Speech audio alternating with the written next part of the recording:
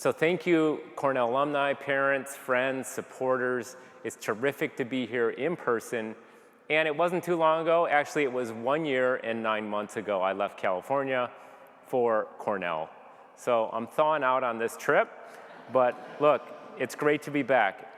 Here in California, I spent nearly 2 decades working on the climate problem, both from a policy perspective, a building global model perspective, and I still lead about 100 acres of carbon farming demonstrations throughout the state.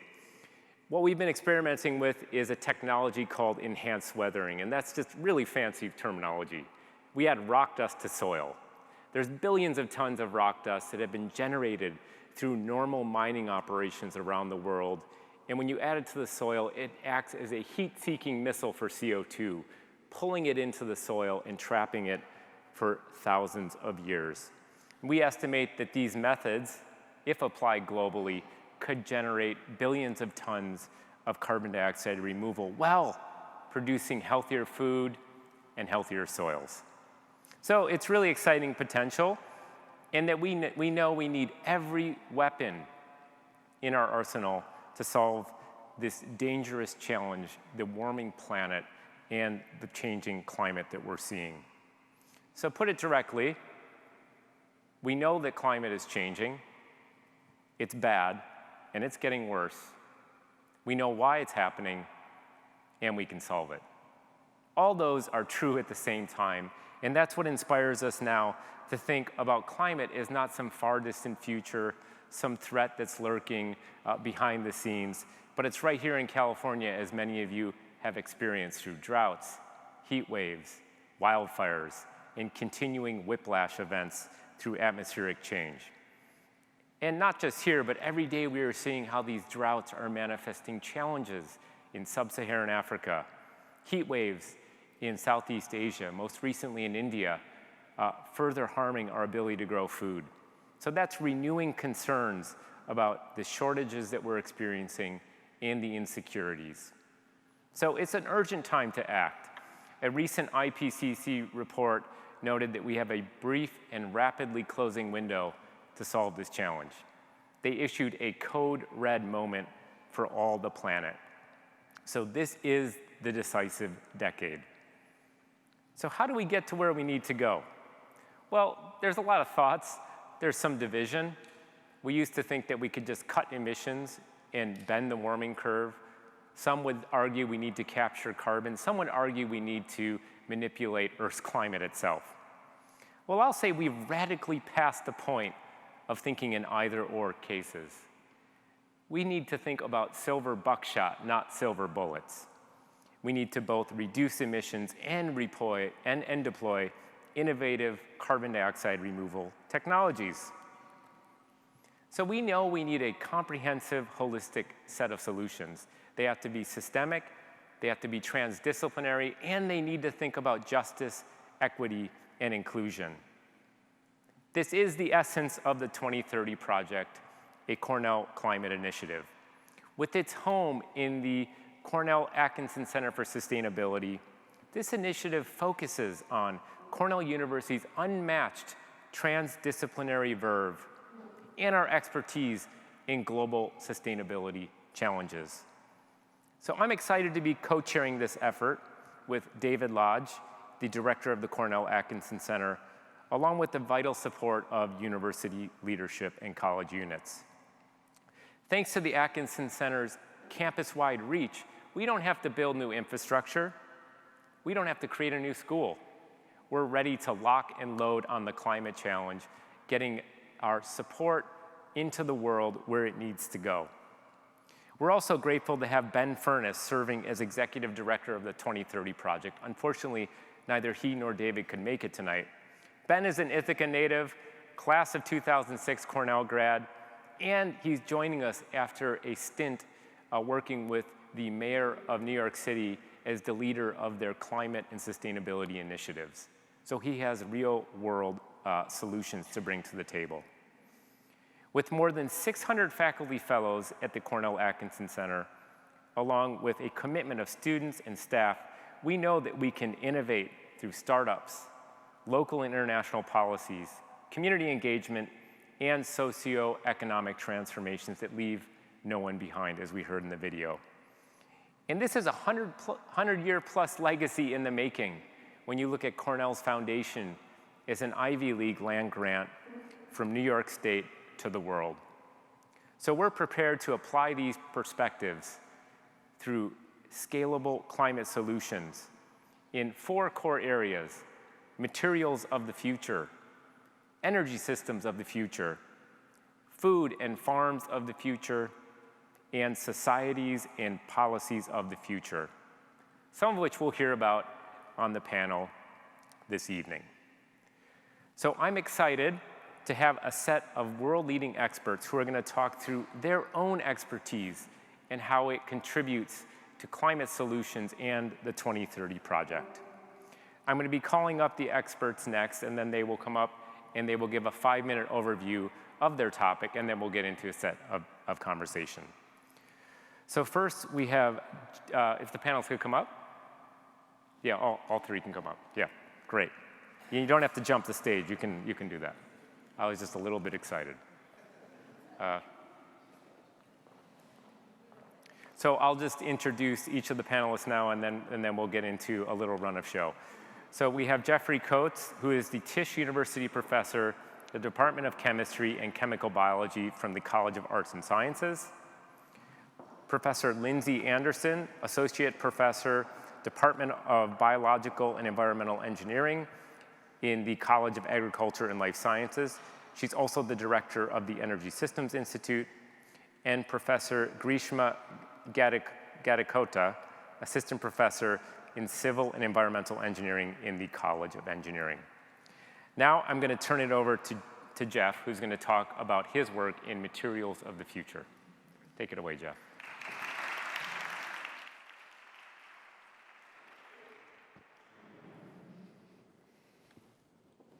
Okay, so plastics, they're amazing, right? They're a class of material that do something that no other class of material can do. You get a whole range of properties. Shown here on the slide are just some of the many things that you can use plastics for. N95 masks, right through the pandemic, if we didn't have plastics, we wouldn't have N95 masks. So there are just so many things you can do with plastics. So next slide, please.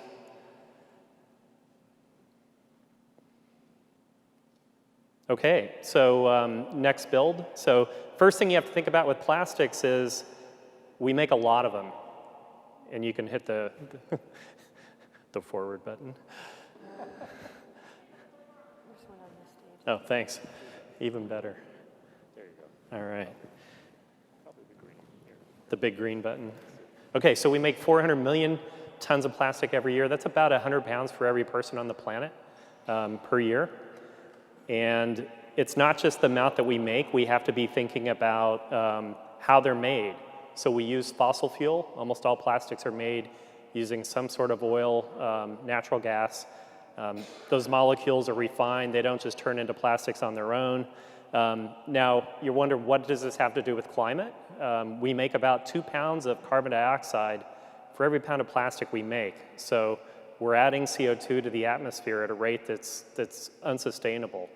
As we start to decarbonize transportation, energy, chemicals, and especially plastics are going to be kind of next on the list. So we've really got to fix that. Okay, now we're not just polluting the atmosphere, we're polluting the earth, the soil, and the water. So about 40% of our plastics are landfilled.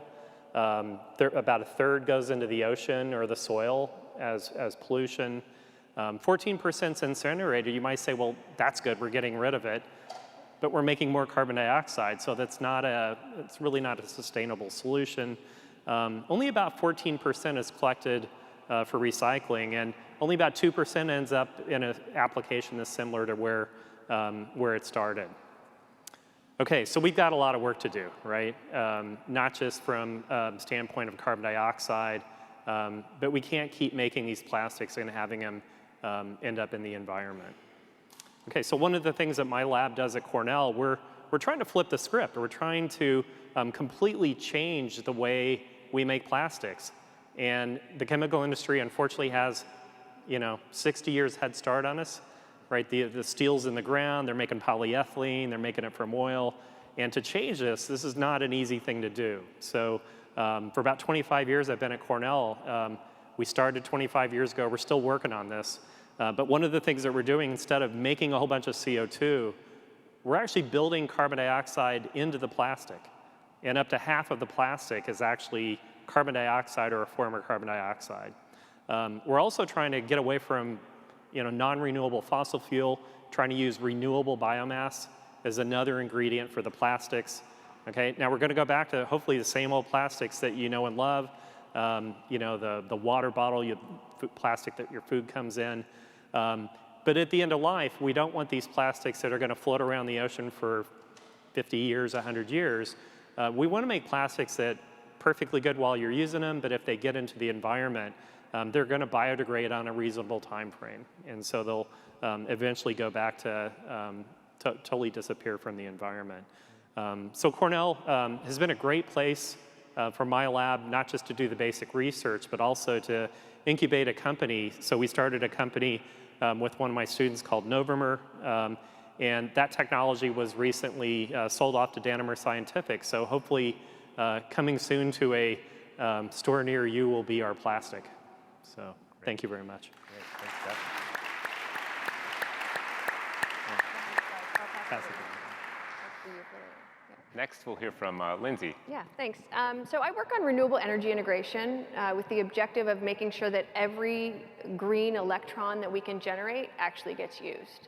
This is important for a couple of reasons. The first reason is that obviously our energy, and in particular our electric power system, is a huge contributor of greenhouse gas emissions and therefore climate change.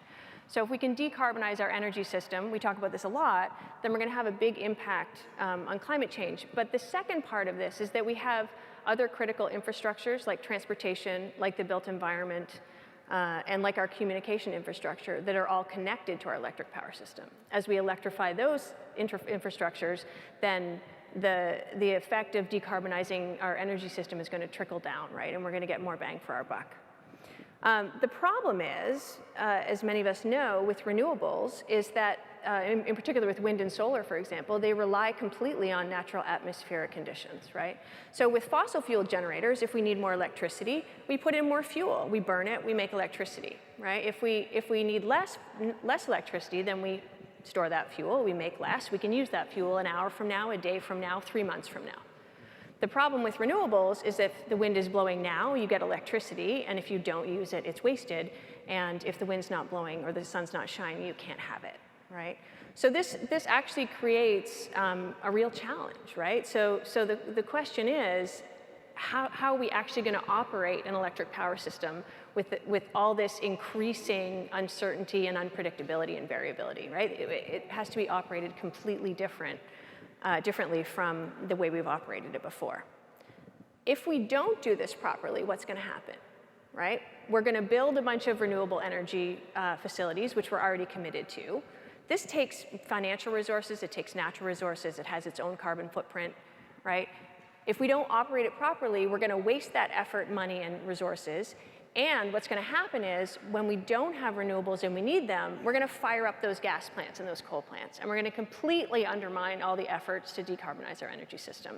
So it's a really important problem that we have to solve quickly, okay? So this is what we work on in my group, is how are we going to solve this problem of operating a power system like this.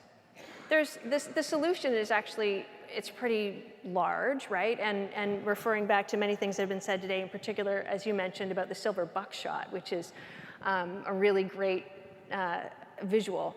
So the idea being that, yes, of course we need storage, right? Storage is going to be important. We need to deploy massive storage. But if you think about the storage it's in fossil fuels, right? The piles of coal, all the natural gas in the pipelines, that's so much storage that we can't deploy traditional battery storage fast enough to do that, right?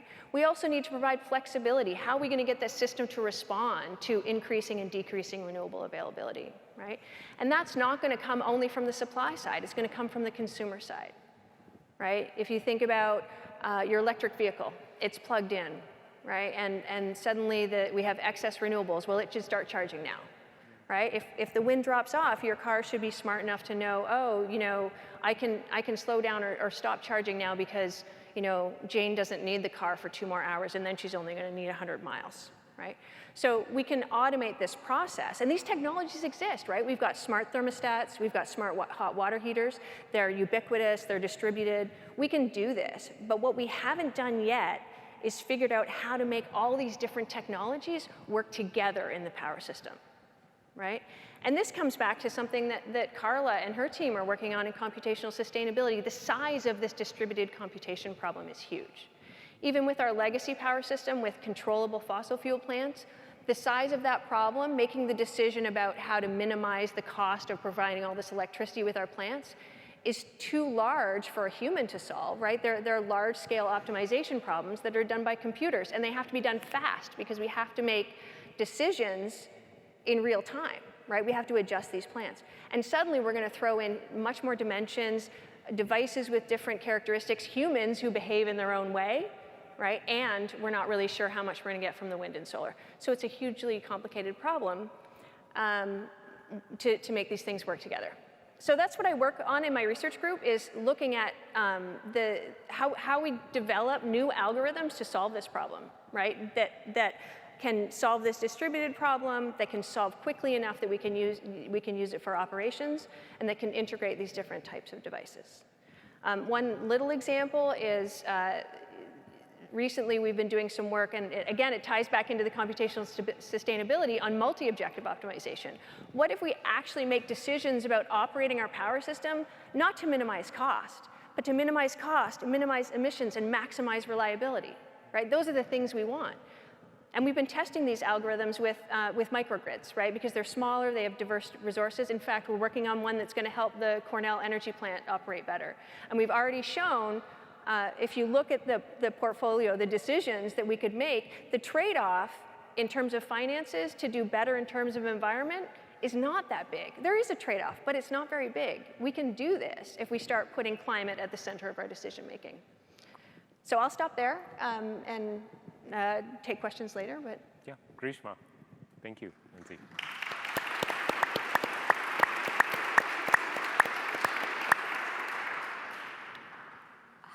Hi, everyone.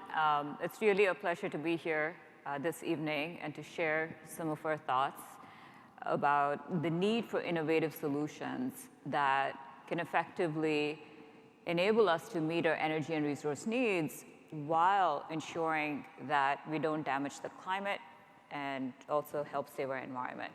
So in my research group, I'm an engineer by training, and in my research group, we tend to think of solutions that are not just optimized for economics, but are also optimized for environmental sustainability as well as climate sustainability.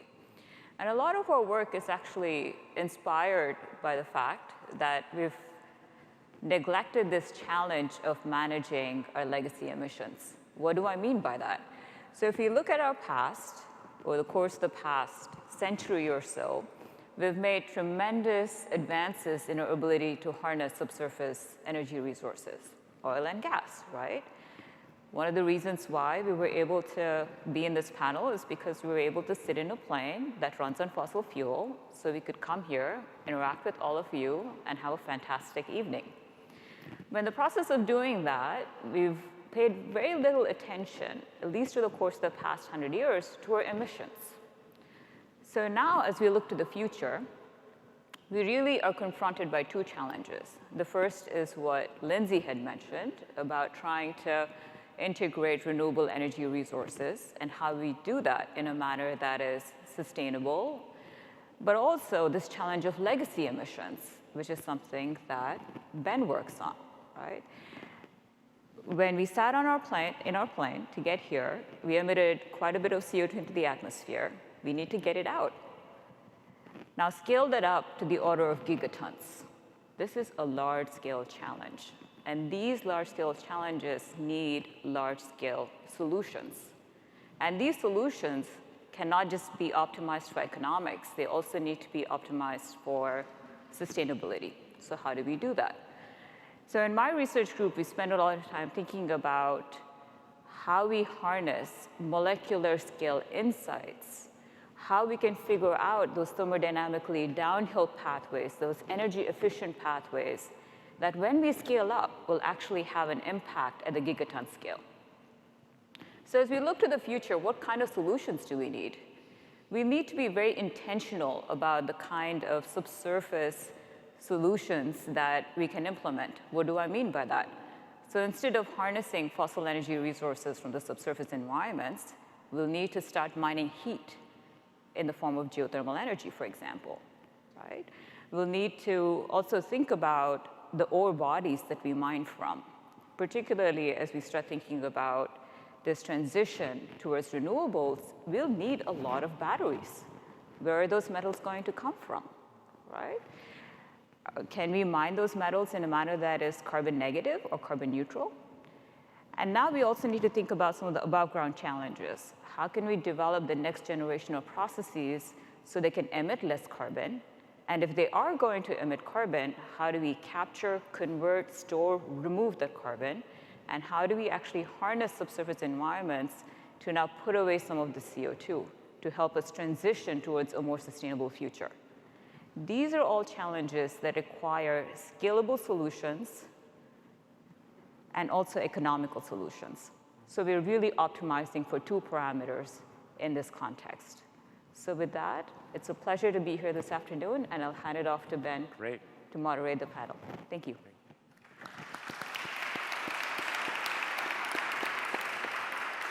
Great. So we've heard a little bit about a few different elements of the 2030 project and how we're going to combine forces for maximum impact, and viewing this decisive decade as the time for action. So one of the pathways, Jeff, is to commercialize business, right? To get innovations out to market. And you were talking a little bit about yours. I'm wondering if you could talk a little bit more about sort of environmentally friendly materials and carbon dioxide as a resource as opposed to a waste product. Yeah, just quick word about startups. When I started at Cornell, I thought I would never be involved in a startup. And one of my postdoc advisor, Bob Grubbs, professor at Caltech, Nobel laureate, 2006, he came to campus and he gave a talk about his startup. And he started out by saying, I decided that if I didn't, try to get a company started on this, that Dow, Exxon, these big companies would never, ever try to take this neat technology and turn it into something that would be useful. And so, and that really resonated with me because I feel like some of the technologies that we've developed in my lab at Cornell have great potential, but if you're Dow or you're Exxon, not to pick on them, they're doing what they do and they do it really well. But they need you to kind of perfect it and hand it over, not give them a patent or a cool notebook page. They want to know like how to do it, how they can scale it, what these materials are going to be used for. And so I finally decided that if we were going to do this, we're going to have to do it ourselves. And luckily, I had some really good students that wanted to be part of that. Scott Allen, helped start the company. And I should point out, for those of you who haven't, stayed in contact with Cornell, over the last 15, 20 years, things have gotten really amazing about entrepreneurship. We just heard these students. I mean, those are amazing pitches, by the way. Things have really changed. We have incubators on campus. We have the McGovern Center. We have the Praxis Center. It's a pretty neat ecosystem now. So great. Thank you.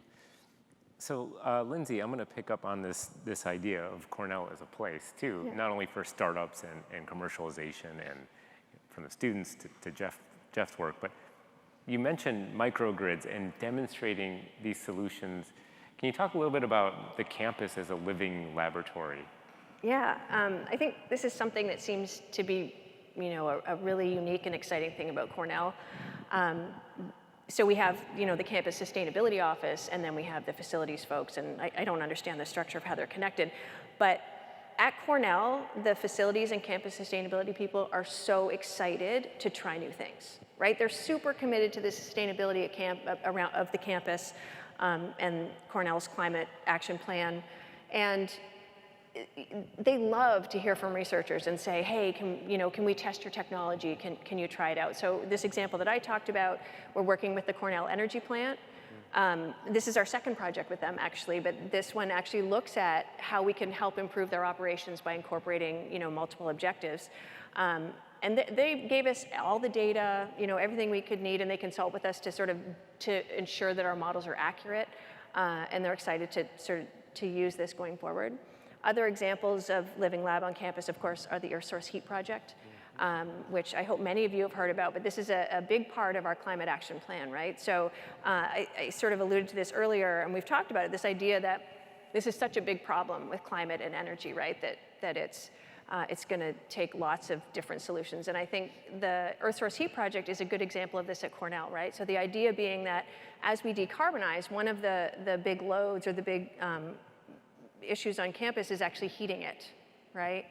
And if we electrify it, then we're adding, we're adding a burden to how we're going to get renewables to power the campus. So the idea being that we can use the heat of the Earth to actually heat campus, right? So it's not the thermal gradient isn't good enough to actually make electricity, but we can use what we have in place in this very unique situation to be one piece of that decarbonization puzzle, right? And I think it's not just great that we're trying it on campus, but it's great that we're trying all these things on campus to show, A, that we can work together, right? Academics, students, and professional facilities people, and that we can take the resources that we have, and we don't have a silver bullet, but we have a bunch of these little buckshots, I'm gonna use that over and over, that we can put together to solve our problem.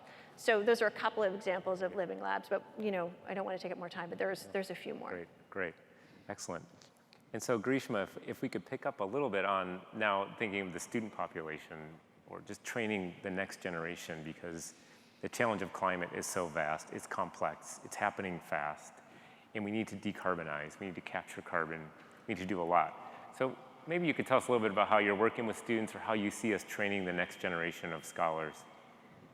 That's a great question, Ben. So I would say that at Cornell, we have a wide range of different mechanisms to train students. So one of the mechanisms that I actively use is that of the ELI fellowship. So for those of you who are not familiar with that, that's actually an engineering learning initiatives fellowship for undergraduate researchers. So through that initiative, we actually get to hire students who come and spend a semester in our research groups, undergraduate students who are really motivated to address this challenge, and they get very hands-on experience developing these solutions at the lab scale. Some of them actually are involved, can take the solution all the way to a startup if they're really motivated and see the full scale of realization. So that's one mechanism that's actually worked really well. I've actually created and taught a course called Energy Technologies and Subsurface Resources, aimed specifically at decarbonization. So it's a course that's available for undergraduate students, master's students, PhD students as well.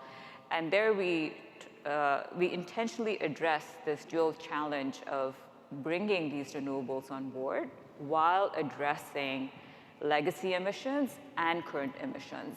And when we say emissions, emissions can be in many different forms, right? CO2, greenhouse gas emissions are one type of emissions, but you also have wastewater.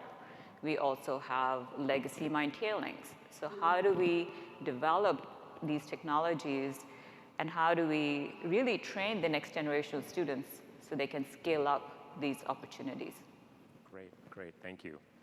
Well, it's exciting to think of all the students engaged on these projects, and the fact that they're not just inheriting these problems, we have to support them so that they can have the tools in the toolkit to solve these issues, which are going to last decades, and that's what we have to we're staring at. And I was curious, Jeff, if you could talk a little bit more, maybe this is too broad of a question, but what role do you see chemists and material scientists playing in sort of a climate-safe world that we're trying to build, both at Cornell and also globally? Like, is there a way you're thinking about that problem? Yeah, we're kind of building off some of the comments that we heard from the other two panelists.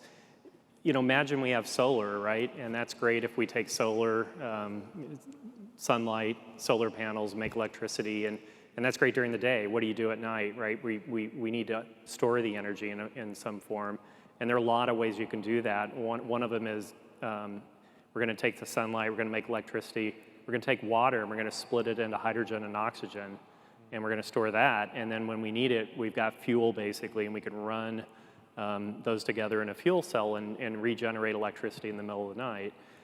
The way we currently do that is we use platinum metal electrodes and a very expensive fluorinated polymer separator these are not sustainable, right? There just isn't that much platinum. We're going to go dig up the earth and try to find more platinum. That doesn't sound necessarily like a good idea. So one solution is, well, let's try to get things like iron, more abundant metals to do this job. But then you need a new separator, right? And that's new chemistry. And so I think this is a great opportunity. Anytime you have a problem, right, you can look at it as a problem. You can also look at it as a great opportunity to go develop new materials and solve the problem. And so, I think the chemists and the material scientists have their work cut out for them. Great. Well, it's great to see chemists, who sometimes get a rap for being incredibly theoretical or, kind of really focusing on the real world challenges like you're talking about, with climate being this incredibly big one.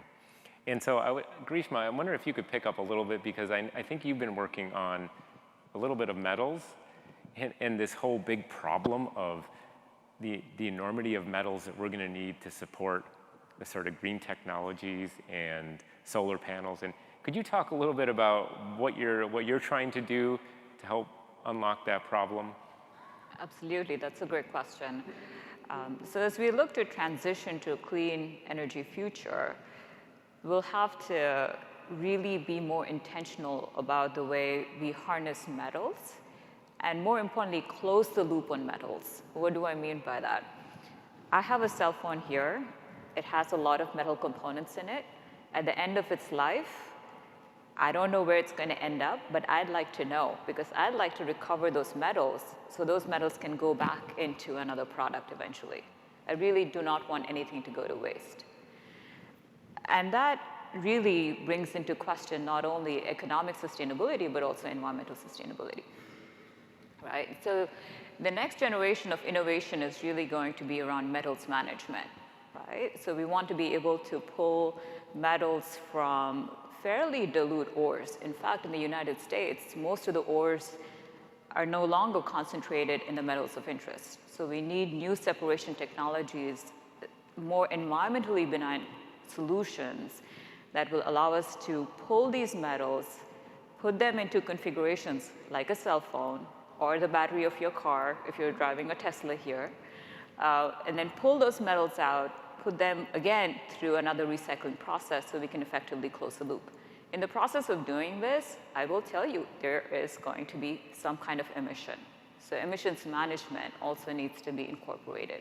So this is the next frontier challenge, if you would, and we really have to train our students in being able to address these challenges. Great, thank you. Yeah, huge challenge. And some of the synthetic biology work that's happening as well is really thinking about how you can take microorganisms and have them act as little foot soldiers that go into waste product, like old demolition bridges, and find the metals and extract them for us through genetic engineering techniques. So I know you've been working a little with Buzz Barstow on those sort of ideas too. It's really, really incredible work. So Lindsay, you're focused on sort of energy systems, and you talked about optimizing these algorithms and trying to reduce the trade-offs, or maybe even saying we want to maximize the climate benefits. And so I can only imagine that social science or policy has a big role to play in those questions. I'm curious if you could talk a little bit about the sort of landscape on policy and how that might interface with the energy system or social sciences. Yeah. Even the economics of it. Yeah, it's okay. No, I think this is a really important question, and was something that my eyes were really open to in the time I spent as a faculty director with Cornell Atkinson, helping with their energy programs. So prior to that time, not a long history here, sorry. Prior to that time, I was basically working on computational algorithms, right? Can we make a faster optimization? And then when I went to work with Cornell Atkinson, which has this very broad perspective, right? They have social scientists, they have policy people, they have humanists, and I really realized that, in fact, a device or an algorithm is not really a solution, right? It's part of a solution, but it's only a solution if you commercialize it and then people use it, right? Or if the policy pieces are in place and people change their behavior, right? And so I think it's a huge part of the social piece of changing people's behavior and the policy piece of putting the right mechanisms in place are at least as important as developing new technologies and algorithms. The challenge, of course, is that it's hard for technology people like engineers and mathematicians to speak the language of the social scientists. That is a deep investment of time and energy to make that happen. And I learned that, over the years with Cornell Atkinson, and you can be successful at that, but you have to spend a lot of time talking. And I think this is one of the things that is so wonderful about Cornell, right? And I know so many people have already said this tonight, but it's this lack of disciplinary boundaries, right? It's not only okay to do cross-disciplinary research or interdisciplinary research, it's actually encouraged in a really, really strong way. Right? Somebody earlier mentioned that some of the grants you can't get unless you're working across disciplines, and for example, just not even collaborators, but within my research group, I have some PhD students in applied math. I have some PhD students in electrical engineering. I have some PhD students in systems engineering. I have one in environmental engineering, and so what this creates is it starts at the very early stages to build in this sort of wiring to think across these disciplines, right? And these are the people that are going to make big changes, because they're going to be able to put these pieces together to make really innovative, large-scale change. Great. So we have a few minutes left, and I want to give everyone a chance to say some final thoughts on. But before we get into that, Jeff, you were talking to me about soccer cleats one time. And I wonder if you could talk to them a little bit about how soccer cleats and CO2 and plastic kind of come together. Can you do that? It's 1 in.the morning on the East Coast. Yeah, it is early. Yeah, so we have a project to recycle plastics, and so they went out and we're working with a company, a big sporting goods manufacturer, and they went out in the Pacific Ocean. They thought, this will be great. We're going to collect all this plastic, and we're going to bring it in, and we're going to make soccer cleats and sell them, and everybody's going to love it because we cleaned up the ocean.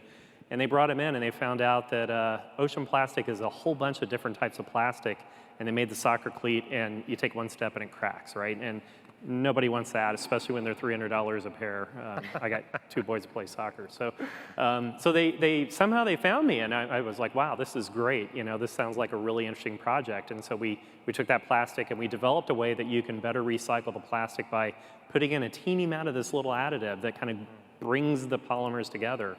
And so we're now working very closely with this company to not only do that, but make stadium seating, and maybe the seat that you're sitting on someday will be made out of material that came out of the ocean. So that's one of the things we're working on in my lab at Cornell. Well done for 1 a.m.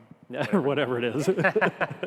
Great. Okay, so I'm just going to leave it up to each of you, but maybe if you could talk a little bit about how you see this 2030 project really moving Cornell forward and helping us make the world a better place, also how it relates to your work. So we'll start with you, Grishma, if you don't mind. Sure. So the 2030 project brings the urgency of developing solutions to the forefront of our minds, right? We have less than a decade to develop scalable solutions with Cornell University as a microcosm. So if we can try and decarbonize Cornell University, that can effectively be an example for the rest of the world in how to decarbonize their respective institutions. And in this context, I can give you some specific examples about some of the solutions that we are looking to develop. So for example, we are developing pathways for carbon removal that are much more energy efficient compared to what currently exists. We are able to do this at ambient temperature in a manner that is much more accelerated compared to the geological timescales of trying to remove CO2 and sequester as a solid, for example. We are also trying to develop solutions that will help with heavy industry manufacturing. What do I mean by that? We are looking to replace some of the most energy-intensive processes in cement making using electrochemical pathways. And we're looking to capture that CO2 and really recycle that CO2 back into these processes. These ideas are very, very early stage, and we hope to de-risk them over the course of the next 4 to 5 years and really move them towards commercial realization after that. And the 2030 project really brings home the fact that these are solutions that are not just for Cornell, these are for the rest of the world. And Cornell is really serving as a living laboratory for us to test and de-risk these solutions. Great, thank you. Lindsay? That was really good. Yeah, that was well done. I think the 2030 project has been really well thought out as a university-wide initiative, right? So it brings together the strengths that have already been established in sustainability at Cornell Atkinson Center. It brings together our, long-term strength in CALS, right, on natural solutions, right, which is something that not all universities have in conjunction with these really, really strong science and engineering, fields, right, that we can develop those innovation technologies. The other thing is we have such over the last sort of 5 to 10 years, this culture in innovation and commercialization has just blown up, right? And Cornell's really investing in that space. Plus now we've got this new policy school, right? So if there's a time to do this, this is the time. And the 2030 project is bringing together all these really, really strong components. Again, right, it's this portfolio solution. I sound like a broken record, but it's this portfolio solution that brings all these pieces together and says, okay, now we're gonna tackle these large problems at the forefront, and we're all gonna work together. And not only having the strength, but all having this collaborative culture. That we have at Cornell is a really unique opportunity. And the leadership of the 2030 project, which has the deans from all the colleges, as well as David Lodge, who leads the Atkinson Center, like those are the people that can actually make things happen. We can get education programs, we can get faculty hires, we can, really, really make a huge impact with this. So I think just now's the time, and it's gonna be great. Great, Yeah. Thanks, Lindsay. Jeff? I think they've said it all, and we all want to go get a drink. So really quick, I'm going to say I'm blown away with the leadership, right? I think we've got, I've never, in my 25 years at Cornell, seen the deans come together to do this. And, this guy sitting right here is really doing a great job leading it. So I'm going to stop there and just say I think we've got a lot of really good stuff going on. Great. And it's going to be fun to see what happens. Great, thanks. Well, just one final thought. I'll lose my deanship if I don't say that we also are focused on global food systems. and that's one of the other differentiators. We're hearing about the energy system getting CO2 out of the air, but we are unrivaled in our local to global efforts in agriculture and food systems of the future. And you can learn much more about the experts we have working on it, because it's a huge consortium, as you might imagine.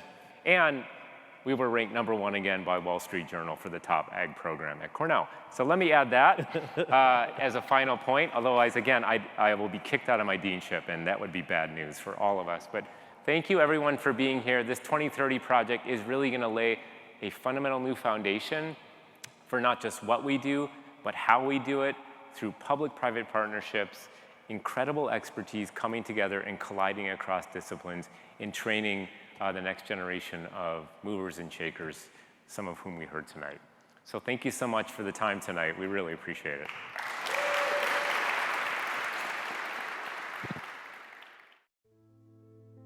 Clean air, clean water, healthy soil are fundamental rights for humans and for life on the planet. We only have one planet, and if we screwed this one up, we had no plan B. Addressing climate change is beyond the challenge of our generation. And so in that context, it's not just Cornell, but everybody who should be engaged in looking for solutions. Solutions that are scalable, that can be deployed in the world. That work across all the challenges of our time. We have the expertise to provide technological innovation, policy innovation, market innovation. It's actually the passion, the drive, the commitment. In order to be the people who can be out there creating the change in the future. We're all responsible. And so we all need to work on this from an integrated solution. We need to dream big. We always have to lead with informed optimism. To move people from just identifying the problem to turn idea into action. And that's important to me because I think we can make such a difference. This is a problem of today, and we need to act now. We're really running out of time. People are being displaced already by sea level rise. And so there's urgency to this problem that I take personally. Cornell's willing to take on challenges that matter. The problems of not just the here and now, but also the problems of the future. We've been in dark times before. It's a lot more productive to know where we came from if you're trying to figure out where you're going. Let's build bridges. Let's demonstrate how solutions work across disciplines. At the end of the day, solving the climate change issue will only work if we leave no one behind. This is what I know. This is what the world wants. This is what the world needs. This is what we need to survive. How do I make a connection to that? And how do I come up with a solution? So it's always making the connection between individual perception and the larger needs of the universe. This is something that is realizable and scalable in my lifetime.